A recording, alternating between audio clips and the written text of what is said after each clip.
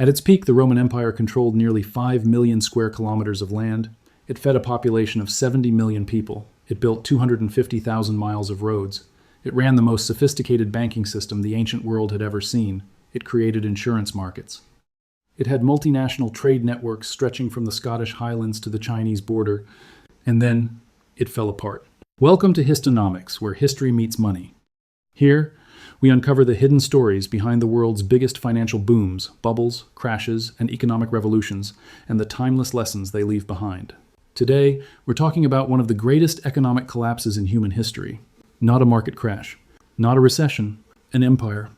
Because the Roman Empire didn't fall in a single dramatic moment, it eroded, slowly, financially, structurally, and the uncomfortable part? Some of the mechanisms that destroyed it feel familiar. But here's the thing, textbooks never quite explain properly. Rome didn't fall because of barbarian invasions. It didn't fall because of moral decay, or weak emperors, or Christianity. Rome fell because its economy collapsed first. And the way it collapsed looks disturbingly familiar. To understand why Rome's economy collapsed, you first have to understand why it was so unbelievably successful for so long. Rome was, for several centuries, the greatest wealth-generating machine in human history, and it ran on one simple engine: conquest. Every time Rome conquered a new territory, three things happened.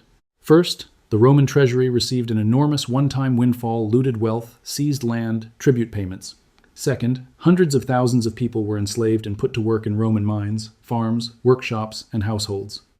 At its height, slaves made up somewhere between 20 and 35% of Italy's population. Third, the conquered territory became a new taxable market, new land to extract resources from, new people to buy Roman goods. This model worked brilliantly for centuries. During the Pax Romana, the Roman peace, long-distance trade flourished. Roman merchants traded across the Mediterranean and beyond.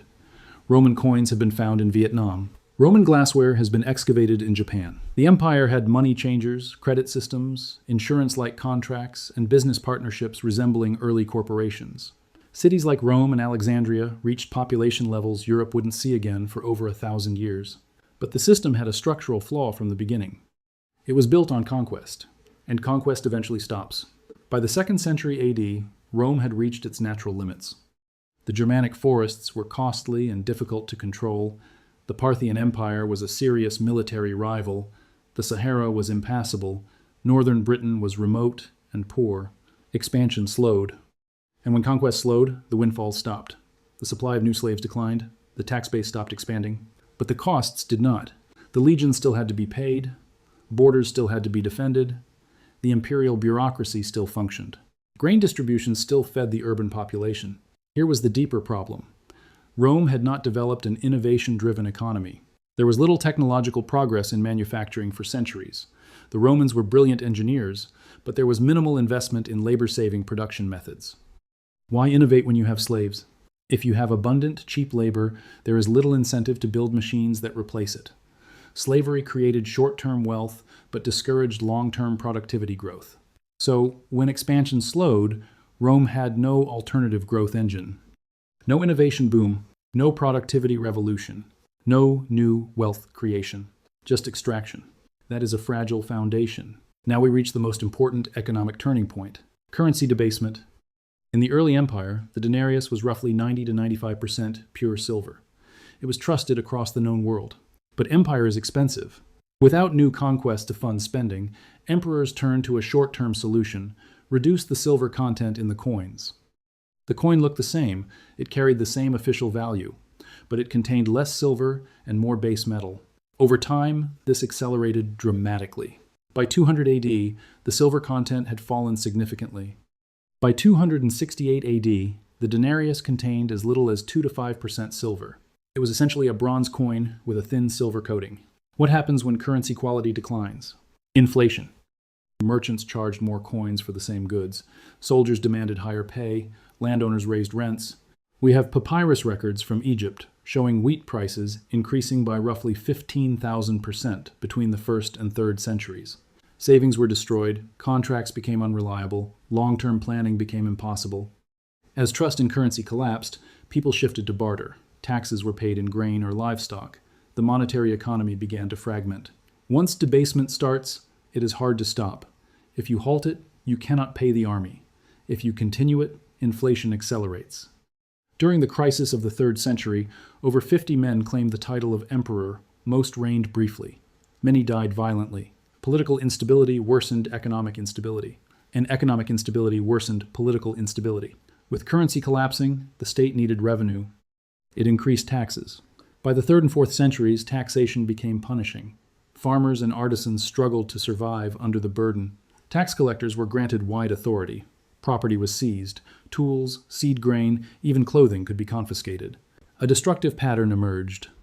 Productive citizens abandoned their land because taxes exceeded what the land could produce. These abandoned fields were known as agri deserti. When taxation becomes confiscatory, economic activity goes underground. Barter expands. Trade becomes informal. The state collects even less revenue. Many small farmers sought protection under powerful landlords. These dependent farmers, called coloni, became tied to the land in exchange for protection from taxation. This was the early foundation of feudalism. The centralized Roman market economy fragmented into localized, self-sufficient estates. The state, trying to save itself through taxation, was undermining its own economic base. The Roman world was deeply interconnected. Spain exported olive oil. Egypt exported grain. Syria produced glass. Gaul made pottery traded across the empire. This was specialization on a large scale. Archaeological evidence shows maritime trade peaking in the 1st and 2nd centuries and then declining sharply. Why? Debased currency made contracts risky. Civil wars disrupted infrastructure. Piracy returned. Plagues killed large portions of the population. The Antonine Plague and the Plague of Cyprian may have killed 25 to 30% of people in some regions. With population decline came reduced production and shrinking demand. As trade networks weakened, regions became more self-sufficient out of necessity. Networked systems grow quickly, but they can collapse quickly too. Maintaining the Roman army was extraordinarily expensive.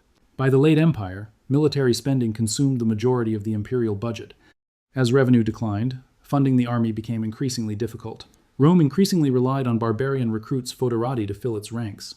This worked for a time, but when payment faltered, loyalty faltered.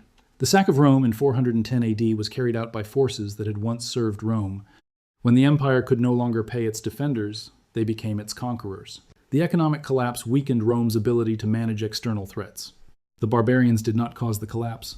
The collapse made Rome vulnerable. Emperors attempted reforms. Diocletian issued the edict on maximum prices, setting price ceilings across the empire. The penalty for violating it was death. It failed. Goods disappeared.